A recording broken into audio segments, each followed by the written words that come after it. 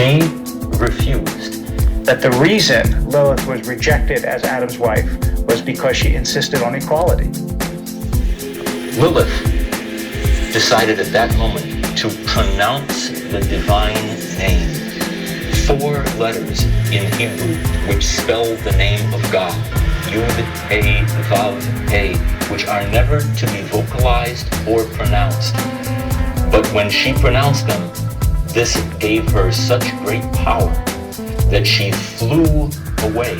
All the world knows the story of Adam and Eve as told in Genesis. But few know the story that is not found there, that of Lilith, the mysterious first wife of Adam. After God created Adam, he said, "It is not good for man to be alone." He then created a woman from the earth, as he had created Adam himself, and called her Lilith. 2 texts excluded from the Bible tell her story in detail. The first is called the Zohar, also known as the Book of Splendor, most likely a 13th century creation. The other, called the Alphabet of Ben Sira, is a collection of texts compiled in the Middle Ages. Though both are medieval, they are said to rest on traditions dating back to antiquity.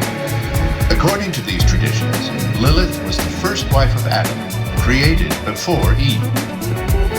At the very beginning, it wasn't just Adam who was created from the dust of the ground.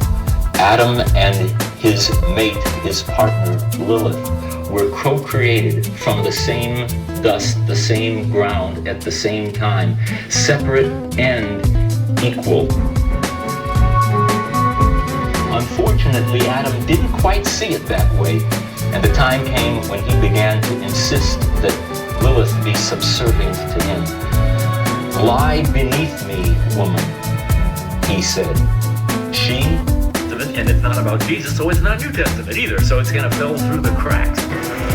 Other biblical texts would also vanish into this void, only to be rediscovered centuries later. Among them would be a strange tale that claims to predate the story of Adam and Eve, one rarely discussed inside a church or synagogue due to the taboo subjects it raises: infanticide, feminism, and demonic sex.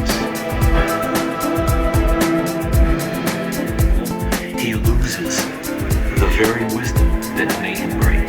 He begins to speak gibberish, no one understands him anymore, and he becomes a laughingstock.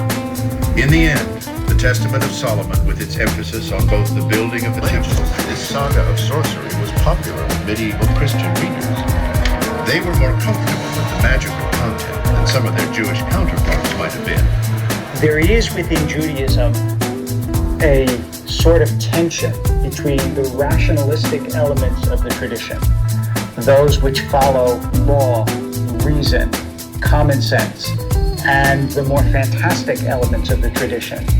Not just angels, demons, and magic, but even the supernatural powers of prayer. The mystical path is fraught with danger. There's no doubt about that. And according to the mystics, the Kabbalists, one is not allowed to enter the mystical orchard unless one is at least 40 years old and has a full belly.